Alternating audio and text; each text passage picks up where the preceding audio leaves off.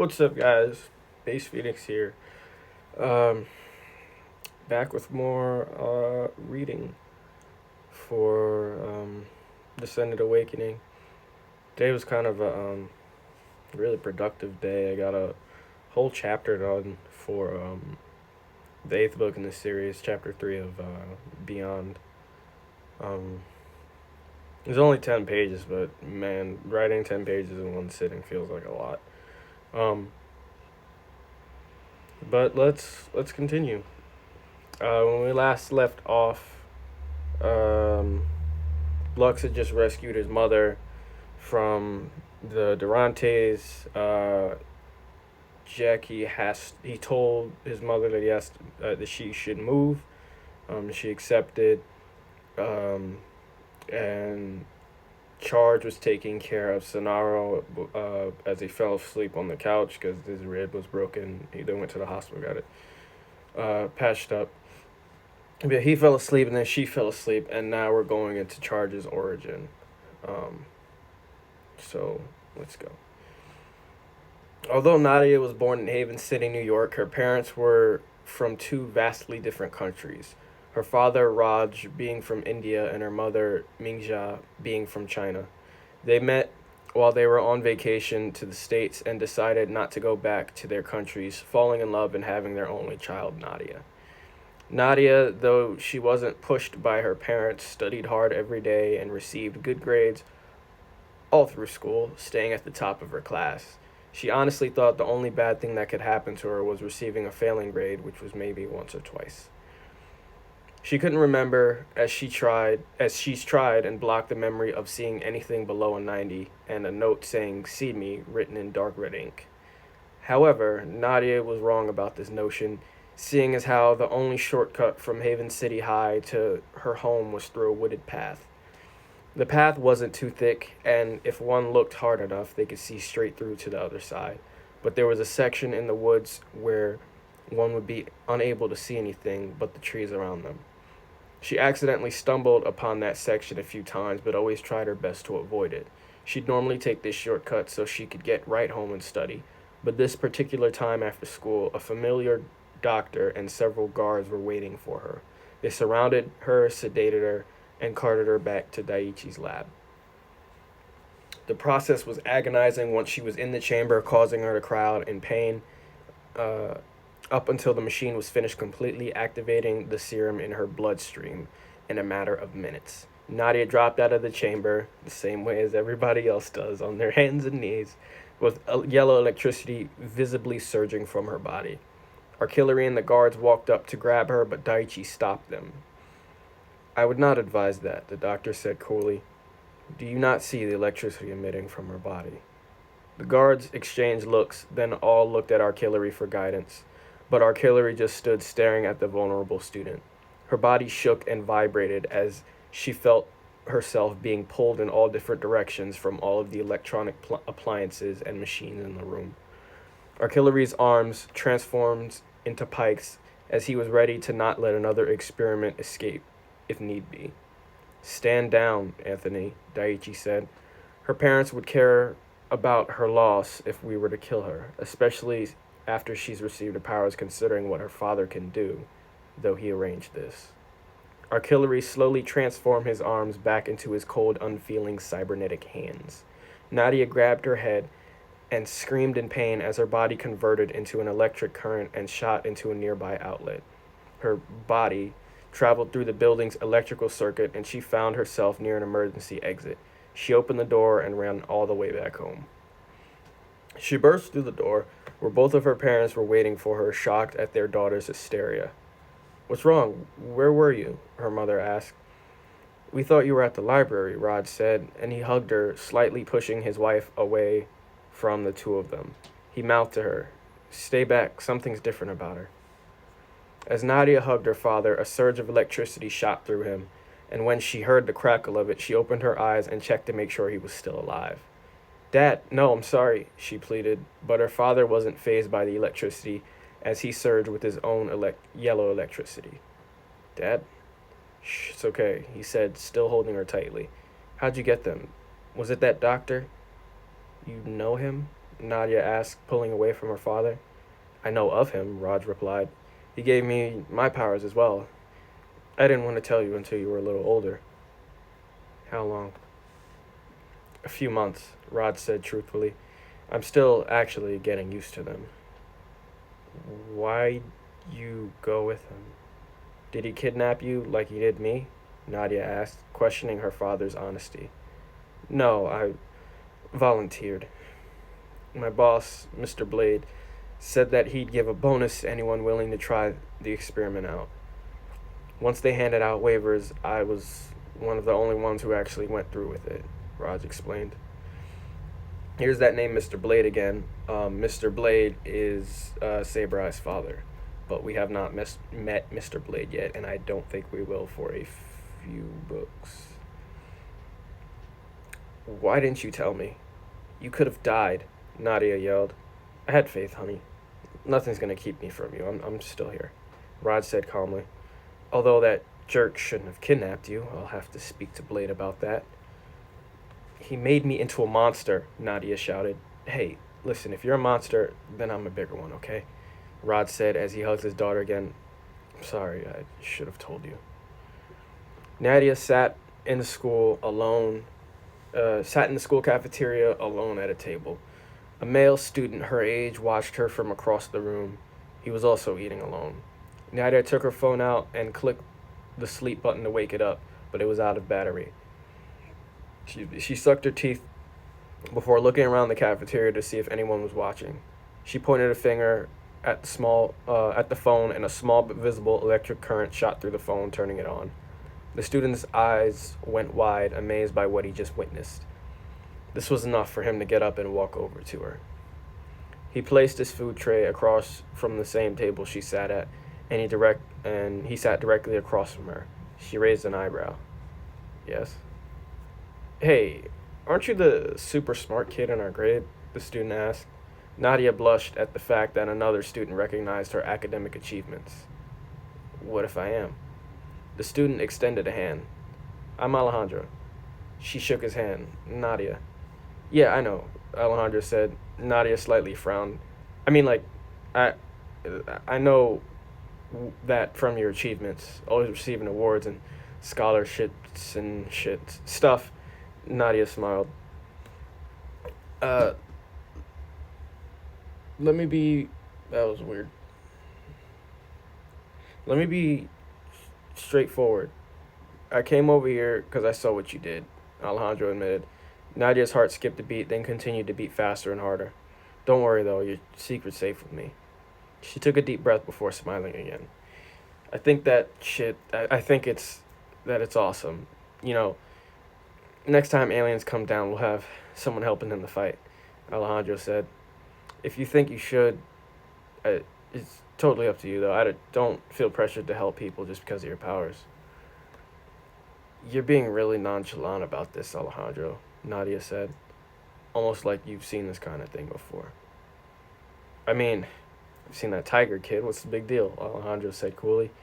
I think humans are on a fast track of evolution. We have to be in order to defend ourselves. Do you know anyone else besides me and the tiger kid that might be gifted? Nadia asked, leaning forward and lowering her voice to a whisper.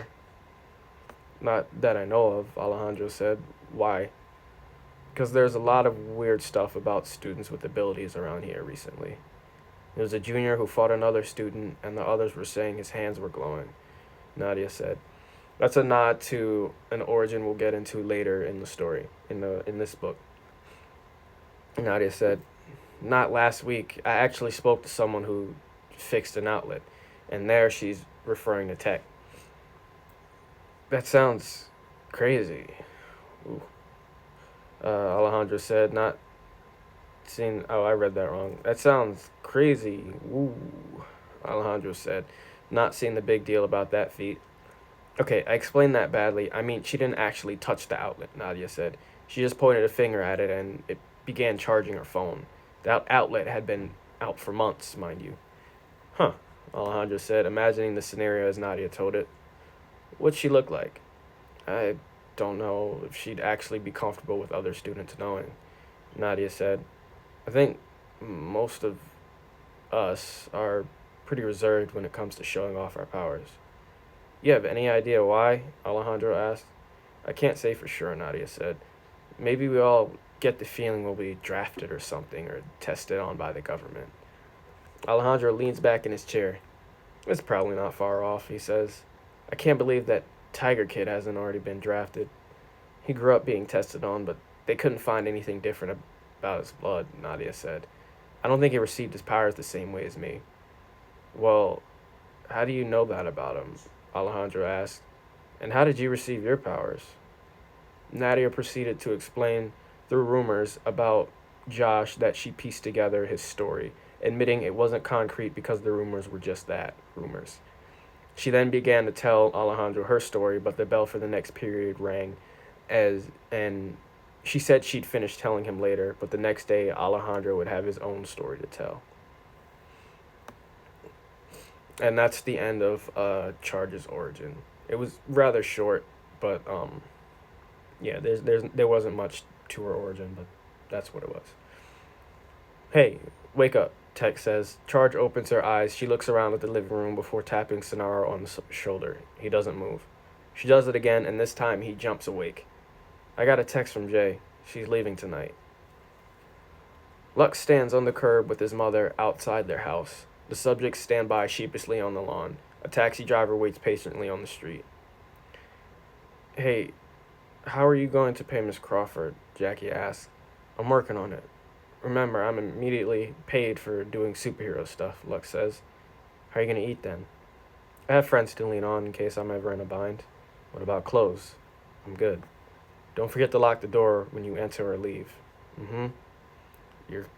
You are to call me once every month. Got it. Jackie hugs her son and kisses him on the forehead before she climbs into the back seat of the taxicab. The car slowly rolls off, and Jackie waves at her son with Lux waving back. The subjects saunter up behind him. Sonaro places a hand on his back,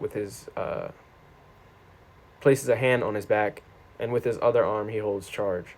Tech wraps her arms around Lux's waist. He's shocked at first, but this is immediately okay with it. They all watch the car drive off until it becomes a speck on the road. Thank you guys for your help.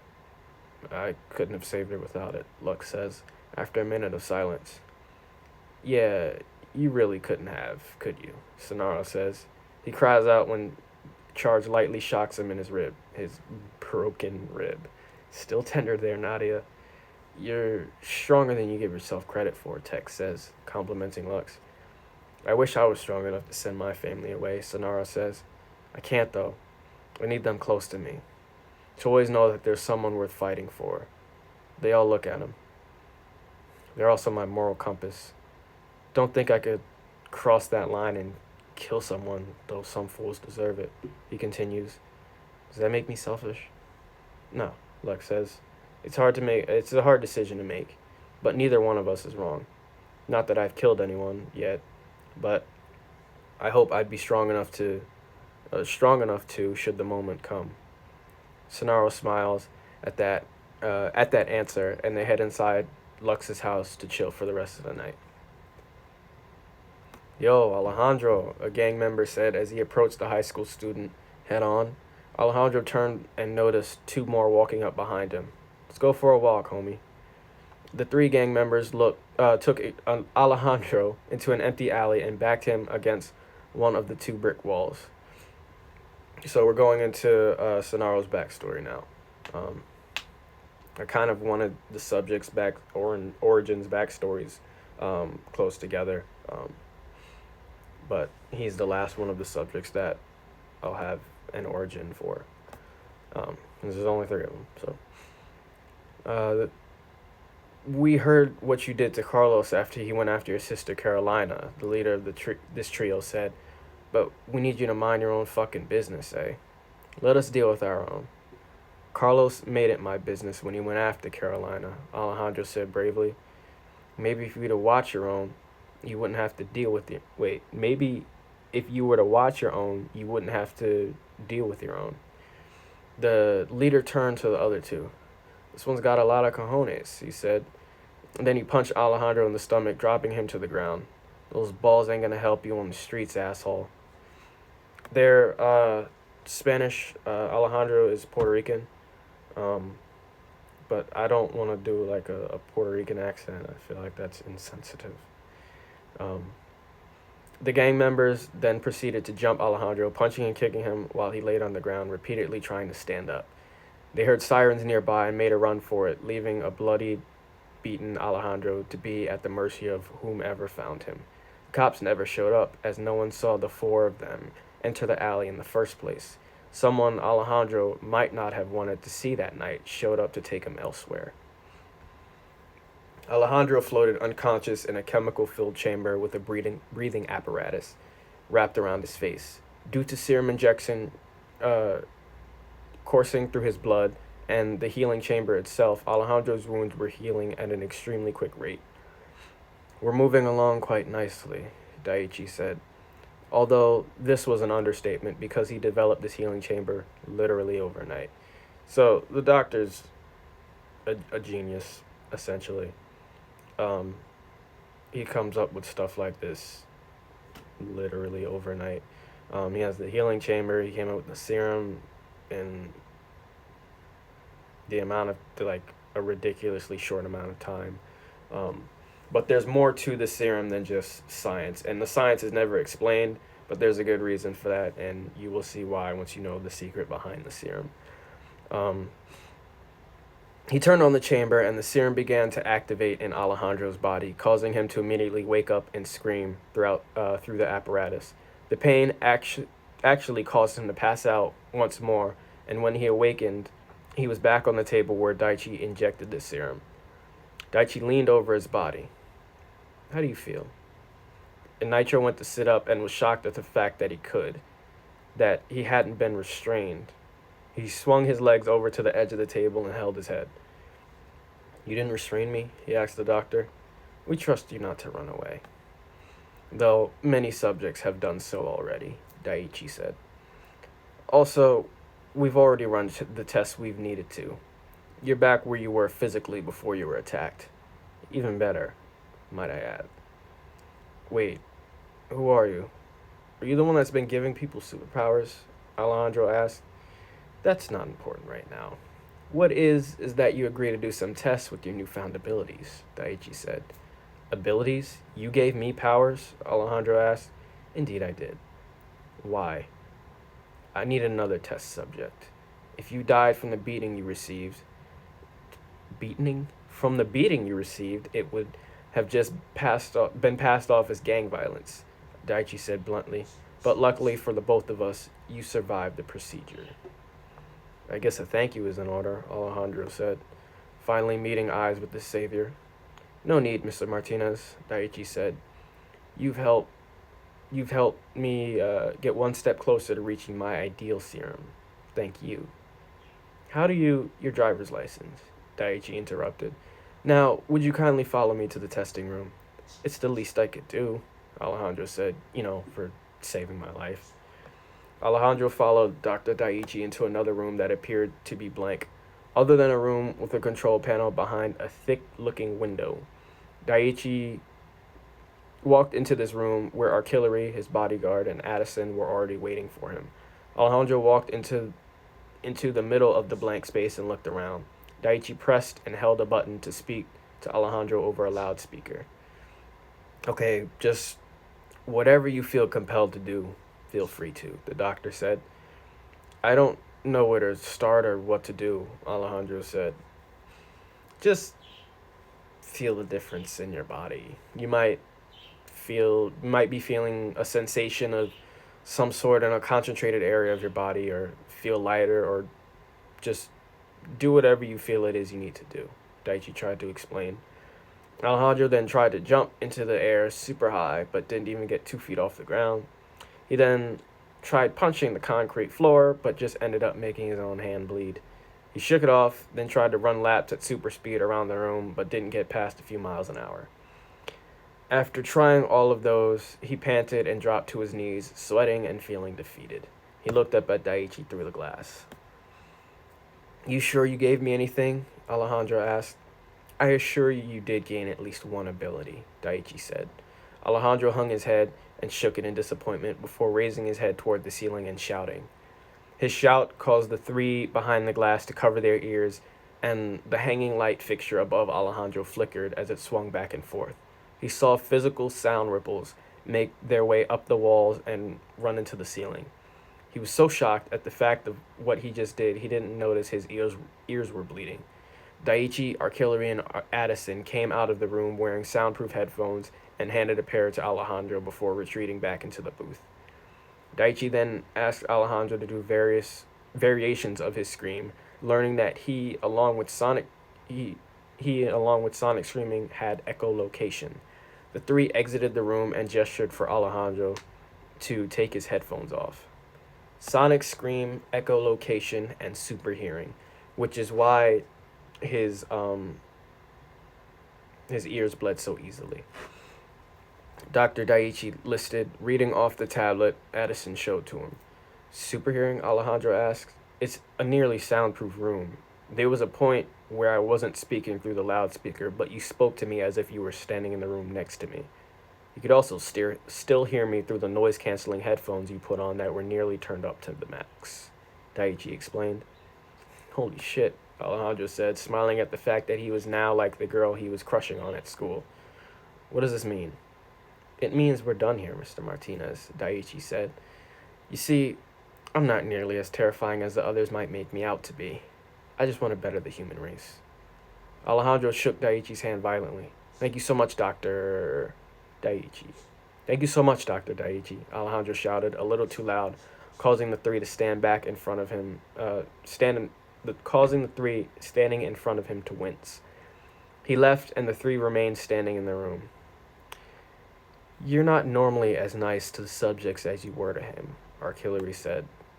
He was willing to comply, making the testing so much easier, and we were able to collect enough data from him to perfect it, Daichi said. I think we're nearly ready for public release. Alejandro opened the door to his house where his parents were waiting at the door. His mother hugged him and his father stood cross-armed. Where were you, mijo? His father asked. I got caught up in some stuff at school, Alejandro lied. Nothing dangerous or illegal, promise. Not good enough, son, his father said, catching his Alejandro's bluff. Either you tell me what really happened or you're grounded for the next month. Alejandro thought about it and took a deep breath before revealing everything to his parents. The fight with Carlos, the gang jumping him, the powers. His father told him that there was no reason to lie to him and that he was just glad his son is safe. He's also proud of Alejandro for standing up for his sister. For standing up to his sister? It should be for his sister. They asked him what he was going to do with his new abilities, and he told them that he might have something in the works. Apologies for the noises of my parakeets. The next day, Alejandro met up with Roxy and Nadia, who were better friends now. They met in a secluded area of Haven City Park and demonstrated their powers for one another. Why don't we team up? Alejandro suggested. And do what, fight crime? Roxy said, joking. Exactly. Not to burst your bubble, Alejandro, but I don't think that's the smartest idea, considering what normally happens to heroes with secret identities, Roxy said. Then we don't need to hide our identities, Alejandro said. That's even dumber, Roxy pointed out. Maybe we shouldn't go looking for crime, Nadia suggested. Just help out where we can. If worst comes to worst, then we use our powers. Oh, come on, guys. I don't want to have the powers just to hide them, Alejandro begged. You know, there's a such thing called responsibility, right? Roxy said. We can't just go around swinging our dicks at every criminal we see on the street. Plus, there's always the possibility of us being sent to a secret government facility where they test on us, Nadia added. You're saying that the doctor wasn't with the government, Alejandro asked. Then why is that comment still there? Sorry. Who knows? He might be, Roxy said. But what if he's still looking for me and Nadia? I can protect both of you, Alejandro said. Roxy rolled her eyes and Nadia blushed. It should be past tense. Random question. What are your guys' plans when you graduate? I'm going to find a dead-end job to work until I die, Roxy said. I'm probably going to go to Haven City University, Nadia said. Even though other better colleges have accepted me, I kind of don't want to leave home. I suggest we live together, Alejandro said. What? Nadia shouted. Jesus Christ, dude, Roxy sighed. No, hear me out. We could protect each other if anyone would ever come after us. Finding a place close to all of our families in case they were to ever get into trouble, Alejandro said. What do you say? I'll think about it, Nadia said. Roxy frowned at her, then looked at Alejandro, who was looking for Roxy's approval. I mean, it sounds better than living alone once I move out of my parents' place, Roxy admitted. Alejandro pumped his fist and gave a silent yes. Roxy pointed at him aggressively. But try anything and I will kill you. Move to a different city and change my name. You got nothing to worry about, Alejandro said confidently. There that noise was again. I wonder what that is. And that's the end of all of the subjects' origin. That's how they got together in their small little apartment. And that's how they all got their abilities. We know a few of the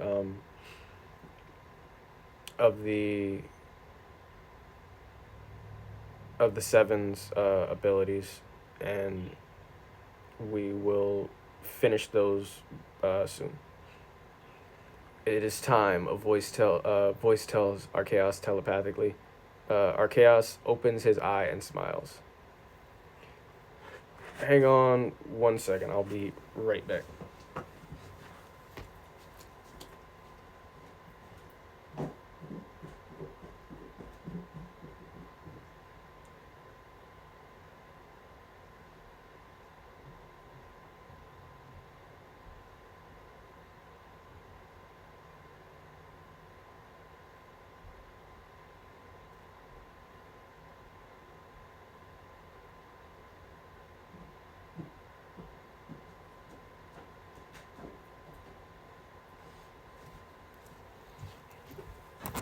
All right. Sorry about that. So now we're on chapter 14. So things are about to get a lot more interesting. I'm looking at the bar on the side of the thing now. We're more than halfway through the book, which is awesome. Asai sits at her desk with Celeste with her arms crossed by Asai's side, like always. Cobbs is out doing investigative work, as she is both Asai's assistant and a private investigator. I told John Detective was private investigator. The troubled young adults from the keep, Detro, May, Akin, and Azo, stand in front of Asai. Did you find out when the invasion is coming? Asai questions. No, as a matter of fact, we told him about our life story, Azo answers. Akin rolls her eyes, uninterested in the conversation unfolding. So, how are you guys questioning him, but you're the one giving answers? Celeste asks. The four of them fall silent. I didn't say nothing, Mama Nature, May says proudly. And I'm proud of you for that, May. But once you guys found out that there's going to be a second invasion, you couldn't pull out any further information, Celeste says. Well, you guys didn't get anything out of him, so I chalk it up as a win for us, Detro says. And why didn't you ask him anything while you were there? Celeste looks at Asai, who frowns, then she looks at the ground. Asai glares at the delinquents. For whatever reason, that freak seems to trust you more, Asai snaps. And Detro saying that line before means that he knew that they were around the corner listening the whole time. Whoa, freak, they all say, including Celeste. Because he's different, Akin questions. Sorry, but boom. They all look towards the window and see that a hole has been blown out in the wall of the prison next door. It's starting. And this is one of my favorite scenes in the book. Because it's just brutal and I kind of find it funny. Archaeos looks down at the ground through the giant hole he created. Too high. He turns around and walks past his power negation collar that he ripped off and approaches the cell glass. His 6 black orbs appear in a circle around him. He morphs them into hands and closes the hands to make fists and punches the glass, shattering it. An alarm blares as Archaeos casually strolls the hall. A guard approaches him with a tablet that Archaeos has and other prisoners that has Archaeos and other prisoners' faces on it. The guard's eyes go wide. Where's your collar? Archaeos uses a hand shaped orb to snatch the tablet from the guard, and as he looks at it, forms a spike out of an orb and sends it to stab the guard in the throat. As the guard chokes on his blood and gasps for air, Archaeos looks closely at the tablet. There is a release button which he presses, and cheers can be heard throughout the compound. There's an explosion behind Archaeos, and he turns around to see who caused it. Detonade steps out of his cell and looks at Archaeos. He nods, then runs off. Archaeos walks down a flight of stairs and stops to see a gang of guards with their guns aimed at him. Tranquilizer darts will not work on me, Archaeos says. Yeah, you'd be lucky if these were just darts. Stand down, one of the guards demands. Archaeos takes a step toward them, and a guard fires a bullet at his feet. Final warning. Archaeos takes another step. Open fire, a guard shouts, and they do. Archaeos, before even one bullet can reach him, forms a full frontal shield, only with one orb, and it blocks and ricochets some of the bullets. The ricocheted bullets hit and kill some of the guards. Hold your fire, one of the remaining guards shouts. Archaeos approaches them and then proceeds to take out each individually. This is the part I was talking about. One guard he skewers to a light fixture above, shocking him to death. The other he slams with an orb in the shape of a giant cube. Another he tears in half with two hand-shaped orbs. Another he crushes the head of with two giant hammer-shaped orbs. When he kills this one, a straggler fires a bullet that grazes Archaeos' leg. The soldier whimpers when Archaeos ceases to move, then turns around showing a smile more white and toothy than ever. His smoke escapes his mouth, but just as quickly it disappears. That's a hint as to something. You should be able to guess it. I gave two major hints. One was before, I think it was yesterday, and this hint. Yes. He was going to take his time with this one and make use of each of his 6 orbs. As Archaeos walks up to him, the guard tries to stand and run, but when he stands, Archaeos shoots a spike-shaped orb into each foot, holding the guard in place. The guard cries out in pain, and Archaeos uses this opportunity to use a hand-shaped orb to grab and hold the guard's tongue. He uses another orb and forms it into the shape of scissors and cuts the guard's tongue out. Then he shapes both of those orbs into hands and rips the guard's arms off, then punches him in the face with them. Archaeos laughs out loud when he uses his final 2 orbs to stab the guard in the eyes, killing him. He stands over the mangled body and smiles before he turns back around and continues his stroll. I just like that part because of how over the top I made it, and I wanted it to be over the top as to how weak these humans with guns are compared to what he is. Detonade continues running down the hallway and stops as someone says, "Hey." He looks into a cell and sees Ache standing before him. "Do me a favor and get me out of this cell, please," Ache asks politely. Detonade ponders this question for a second before he shrugs and says, "Yeah, why not? I'll pass the kindness on. You might want to stand back." Ache does this and covers his face, and he detonates, causing the glass to explode. He, meaning detonates. Ache steps out. I will repay your kindness in the future, stranger." With that, Detonate nods and continues escaping. Ache smiles. Guards approach him with automatic guns cocked and aimed at him. "Stand down, or we will be forced to take lethal measures," the captain of this guard squad says. Ache's smile widens as his eyes constrict. Archaeos continues walking, killing guards with his orbs without even having to look in their direction. He stops when he reaches the gate where Asai, Celeste, and Price and the young four stand. "We can't let you leave," Asai says with her chest puffed out. "You can, but you choose not to," Archaeos says through his grit teeth. "And you might have signaled your hired saviors. But they won't make it in time. Not before I kill you all." Hired saviors meaning the heroes. Get ready, she says, and the six of them uneasily get into fighting stances. Price cocks his M4 assault rifle as if it will harm the alien. Are you sure we can take him? You did just see what he did, right? Detro asks. Nonsense, Celeste says through a shaky voice. You guys have me. So even Celeste is nervous, for she does not know who the alien is or who he's connected to. She has a feeling that if he was important enough, she'd know, but there's something off about him.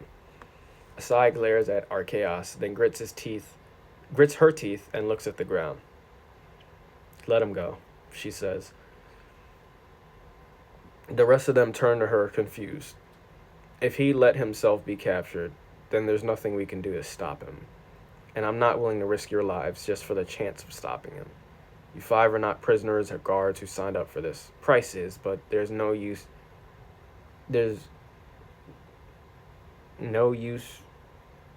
him getting harmed over this either. Don't know what I meant by that. There's no need for him to get harmed over this. I think that's what I meant. I don't know why I used. Celeste looks the most concerned out of all of them. Are you sure? Let him pass. The six stand down and Archaeos walks clean out of the gate and away from the compound. But before he gets too far, he stops and looks back at the four he spoke to. His smile disappears, just showing his eye under the darkness of his hood as he turns around and continues walking.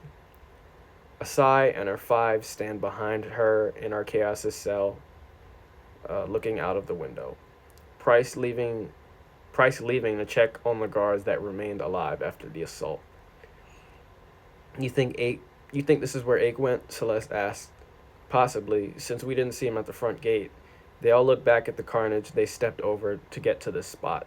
There are several guards dismembered, bleeding, and maimed, all dead. Couldn't Archaeos have done this as well? Detro asked. Not likely, since the guards didn't arrive that fast, even once the hole was blown in the wall, Asai assumes. They walk to Detonate's destroyed cell. Well, we know what happened here, Asai says, putting her hands on her hips. A brief moment of silence before May speaks. Could you explain for those who might not know? Archaeos got a hold of the tablet and released the other two. Hell, everyone in the damn prison. And while the guards were preoccupied with stopping the alien, Detonate used his abilities to destroy this cell, then most likely saw Ake on the way, who convinced Detonate to let him out, Asai explains, for May, who might not have known. We get a hold of everyone registered to combat this invasion. We have to get a hold of everyone registered to combat this second invasion. She turns to Celeste. Send the word out. Ignitro sits at his desk, holding his throbbing head. Isaac stands with his hands at his sides, and his head down in front of Ignitro. And Saber-Eye and Crosshair stand on both sides of him. Saber-Eye is frowning and Crosshair has his arms folded. Okay, let's go over what went wrong, Ignitro says calmly. Isaac raises his hand and Ignitro points at him to answer. Yes, Isaac. We didn't stop them. We didn't stop them, Ignitro shouts, no longer calm. I'm not shouting. We didn't stop them. And you know what? He's gonna think he can just walk all over us. You should have been able to handle them all by yourself. He points at Crosshair. How the hell was I supposed to know that one of them could control technology? That's like my only weakness, Crosshair defends. Lucky them. Another one of your weaknesses is your stupidity, Ignitro jabs. Crosshair raises an eyebrow. Well, he has a mask on, so he still raises the eyebrow. It's like cloth, so you can kind of see it. Why didn't you just blast them all to hell when they walked in? You wanted to be dramatic by keeping the lights off, Crosshair fires back. You might have night vision. You have night vision. That's one of your only superpowers. Or that's one of your superpowers. I assumed you wanted to give a speech to them before we killed them. And I assumed correctly.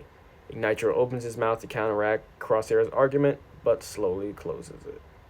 Saber-Eye begins to walk out. Where are you going? Ignitro questions. I haven't even started with you yet. I'm gonna handle something personal. Plus, I don't need to be here. I was only here because you're gonna be fucking with that kid I hate, Samurai explains, and then continues to walk out. You get your ass back here. Or what, Dad? You gonna send your dog after me? He gestures to Crosshair. We both can't die, that'd be pointless. So you can fuck off until I want your help again. With that, Samurai actually walks out. Wait, why am I here? I get paid by the mission. This ain't a mission, Crosshair says, as he turns around and walks out. Later. Ignitro's hand begins to heat up as he looks at Isaac, who still has his head down. They both stand in an intense silence. You're the only one who did any damage. You're good, man, Ignitro says, calming Isaac's mind. Isaac looks up at Ignitro and nods. Now we've got to figure out what the hell we're going to do about these Delacroix. We can still afford to pay Crosshair, right? Isaac asks. Yes, Ignitro answers. He sits down and leans back in his chair, putting his hands on his head. See if Ake is out yet. We could use a person of his talents. I'd say he's pretty similar to the Delacroix anyway. Really? I mean, just exchange blood with pain. He doesn't suck pain. Yes, but he feeds off causing others pain, physical or emotional, like when he mugged Lux's mother. He gets stronger from it. I'd say that's pretty similar, Ignitro explains. Isaac shrugs. They both know about Ake's abilities due to the Registered Hero app. Along with the top-ranked heroes, the app shows those that receive the serum currently staying in the Alpha Core prison and their abilities after being forced to test the limit of them. Do you know anyone else that received the serum? Anyone willing to work for us? From what I've heard, people are still skeptical about it. A few people have died from it, some close to me. Some spent all of their money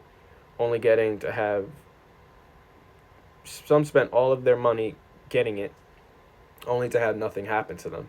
It's a gamble at this point, as Isaac informs. He pulls out his phone. There are some others that escaped the prison besides Ake. 3 in particular that robbed a bank, or tried to. I don't know how useful their abilities would be at battling the Delacroix, except this one. Isaac shows Ignitro his phone. It's a picture of Volcon, the one that didn't get to fight the heroes when they stopped them. Ignitro reads his abilities. Shit would be dangerous even to us, he says. I don't think people realize how hot lava is. He leans back in his chair and looks up at the ceiling. Isaac puts his phone away and waits for the boss to speak. I wish that bastard would have died from the serum, Ignitro says, slamming his fist on the desk. Speaking of, if you didn't get the serum, Isaac, how did you receive your powers? I was in a boxing gym, working the bag because I felt left behind by a friend who had superpowers. He went off to college without me. He got all new friends who didn't know him like I did. Something angry and envious awoke in me, and when I swung for the bag again, my arm went clean through it, Isaac says. Damn, who are you? My friend John, but others refer to him now as Seismic.